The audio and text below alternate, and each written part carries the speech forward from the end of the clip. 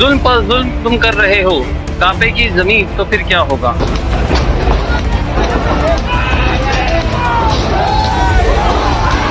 कि जो विशालगढ़ कोल्हापुर में मस्जिद के ऊपर हमला हुआ और जो तकलीफ़ें हुई, जो हम लोग सेंटिमेंट्स को तकलीफ़ हुई, उसके बारे में हमने लेटर दिया कि वहाँ सख्त से सख्त कार्रवाई की जाए।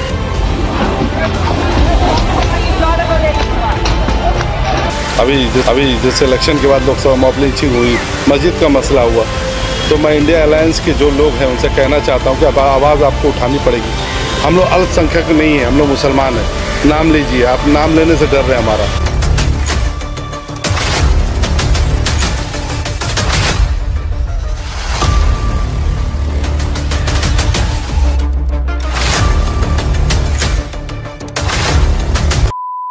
स्टडी हुई और भी आसान। क्या आप भी अपनी 10वीं और 11वीं की अधूरी स्टडी से हैं परेशान या पैसों की है दिक्कत?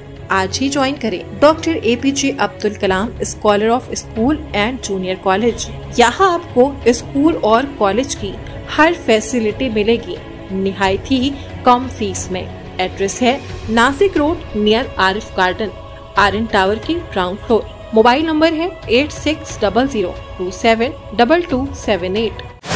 रियाज भाई, क्या कहना चाहेंगे जिस तरीके से आज आपने प्रांत ऑफिस में लेटर दिया और इसी के साथ से मुलाकात की, तो इसके बारे में कुछ बताइए। आज हम लोग यहाँ प्रांत कार्यालय में और DCP ऑफिस में आए थे। मुद्दा ये था कि जो विशालगढ़ कोल्हापुर में मस्जिद के ऊपर हमला हुआ और जो तकलीफ़ें हुई, जो हम लोग सेंटिमेंट्स को तकलीफ़ हुई, उसके बारे में हमने लेटर दिया कि वहाँ सख्त से सख्त कार्रवाई की जाए और लोगों को पकड़ा जाए, गिरफ्तार किया जाए और उनके ऊपर कार्रवाई की जाए। अक्सर ये देखा जाता है कि प्रांत ऑफिस में, DCP ऑफिस में कई सारे लेटर दिए जाते हैं नेताओं के जरिए और कहा जाता है कि उन पर कार्रवाई की जाए, मगर आज तक कभी किसी भी लेटर का जवाब सुनते हुए नहीं देखा गया।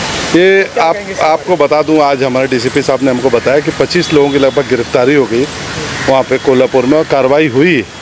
और ऐसा नहीं कि कार्रवाई नहीं हो, महाराष्ट्र है ये, और अल्हम्दुलिल्लाह ये हिंदुस्तान एक डेमोक्रेटिक कंट्री है, सेकुलर कंट्री है और यहाँ बातें सुनी जाती। लेकिन कहीं ना कहीं ये देखा जाता है कि हर बार कुछ महीने में या कुछ सालों में आपको ये इंसिडेंट कई बार देखने को मिलेंगे और ये चीज़ें होती रहती है, इस पर कोई रोकथाम नहीं है, तो इसके बारे में क्या कहना है? देखिए, बहुत सारी मॉब लिंचिंग हुई, अभी जैसे इलेक्शन के बाद लोकसभा मॉब लिंचिंग हुई, मस्जिद का मसला हुआ, तो मैं इंडिया अलायंस के जो लोग हैं उनसे कहना चाहता हूँ कि अब आवाज़ आपको उठानी पड़ेगी।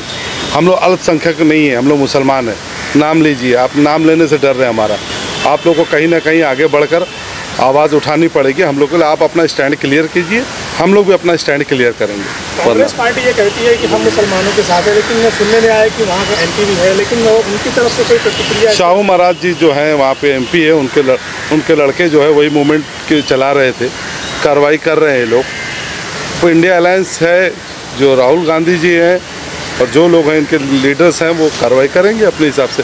मगर इनका बोलना है कि इनसे हम आवेदन करना चाहते हैं इंडिया अलायंस को कि आपको आवाज़ उठानी पड़ेगी इस मामले में।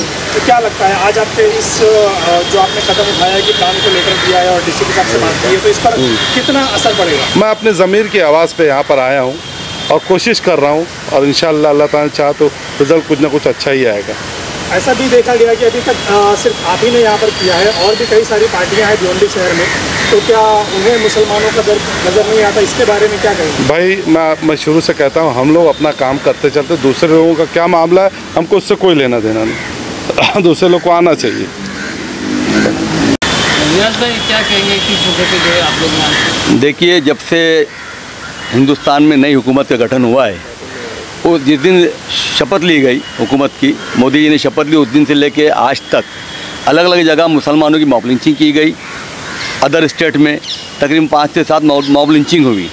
उसके बाद महाराष्ट्र जो है एक ये अम्बेडकर और शिवाजी महाराज की सरजमीन है, यहाँ पर हिंदू मुस्लिम का कोई विवाद ना था और ना कभी रहेगा आगे। लेकिन जिस तरह से कोल्हापुर के विशालगढ़ में एक 500 साल पुरानी मस्जिद को विवाद बनाकर और उसके ऊपर अतिक्रमण हटाने के बहाने मस्जिद पे हमला किया गया, मुसलमानों के घरों को तोड़ा गया, यहाँ तक कि यह हाल तक कि पूरी बस्ती जो है तो शदीद बारिश के अंदर अपने घर बार छोड़ के जंगल में पनाह लेनी पड़ी।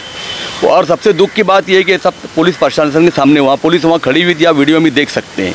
मेरा ये सवाल है महाराष्ट्र गवर्नमेंट से कि अगर पुलिस के सामने ये सब इस तरह दंगा करते हैं तो फिर लॉ एंड ऑर्डर की क्या मसला है, लॉ एंड ऑर्डर किधर है। और अगर इसको उल्टा कर दिया जाए कि दंगा करने वाले अगर मुसलमान होते इस तरह का, तो पुलिस का रवैया वहाँ पर क्या रहता।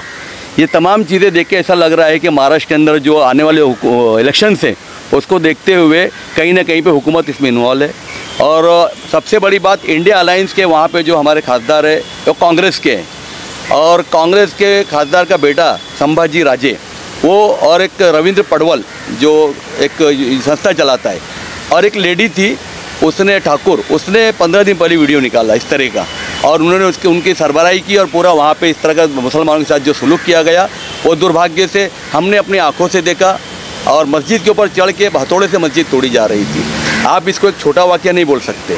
हिंदुस्तान के अंदर लगातार मुसलमानों के ऊपर जो अत्याचार हो रहा है यहाँ, और हालत ये है कि जो इंडिया अलायंस को मुसलमानों ने झोली भर भर के वोट दिया, चाहे कोई पार्टी हो, मैं किसी पार्टी का नाम नहीं, जितने भी अलायंस के अंदर शामिल थे उन सबकी जिम्मेदारी है कि मुसलमानों जिस तरह आपको हुकूमत में पहुंचाया, आपको एक मजबूत अपोजिशन के रूप में खड़ा किया, तो इंडिया अलायंस को समझना चाहिए कि अगर उन्होंने इस बार मुसलमानों का सपोर्ट नहीं किया, या वो समझते हैं कि मुसलमान डरे हुए या गुलाम है किसी के, तो ये उनकी गलतफहमी है। अगर उन्होंने अभी जो बजट सेशन आने वाला है पार्लियामेंट के अंदर मुसलमानों के मुद्दे नहीं उठाए, और मुसलमानों को अल्पसंख्यक की बजाय मुसलमान बोल के नाम लेना भी पसंद नहीं करे, डर रहे हैं, अगर उन्होंने मुसलमानों के मुद्दे नहीं उठाए तो आप देखेंगे कि जिस तरह उनको हमने पार्लियामेंट में पहुंचाया है, हम उस तरह पार्लियामेंट से उतारने का भी हक रखते हैं उनको। जैसा ये जो इंसिडेंट हुआ था, तो ये आने वाले चुनाव में क्या प्रभाव डाल सकता है? देखिए, पूरे महाराष्ट्र के अंदर मुसलमानों के अंदर एक गुस्सा है। पुलिस ने वहाँ भरपूर कार्रवाई की है, 500 लोग पे मुकदमा दर्ज किया है, और वो शाहूजी महाराज जो कांग्रेस के एमपी, उनका बेटा जो संभाजी राजे उस पर, और रविंद्र पडवल पर केस भी दर्ज किया है। 25 लोग अरेस्ट हुए हैं। लेकिन हमारी मांग ये है कि उन पर मकोगे के तहत कार्रवाई की जाए, और आने वाले इलेक्शन को बुलाने के लिए जिस तरह से ये लोग जो नफरत फैला रहे, जिसमें बिल्कुल टी राजा सिंह और नीलेश राणे, ये दोनों घूम कर जिस तरह से सकल हिंदू समाज के मोर्चे निकाल के एक माहौल मुसलमान के खिलाफ क्रिएट कर रहे हैं, इन पर भी मकोगा के तहत या देशद्रोह के तहत मुकदमा दर्ज किया जाए। और माननीय हमारे जो महाराष्ट्र के समाजवादी पार्टी के हमारे अबू आसिम आज़मी साहब हैं, उनके आदेश पर रियाज आज़मी और समाजवादी पार्टी हमारी टीम पूरी यहाँ पर आ जाइए, और अबू आसिम आज़मी साहब भी बहुत जल्द कोल्हापुर जाने वाले हैं, और आप देखेंगे एक फैक्ट फाइंडिंग टीम हम बनाएंगे, और मुसलमानों की तरफ से भी जितनी तंजीमें वो कार्रवाई की मांग कर रही है, अगर हुकूमत ने कार्रवाई की मांग पूरी नहीं की तो हम बहुत जल्दी रोड पे एजिटेशन करेंगे।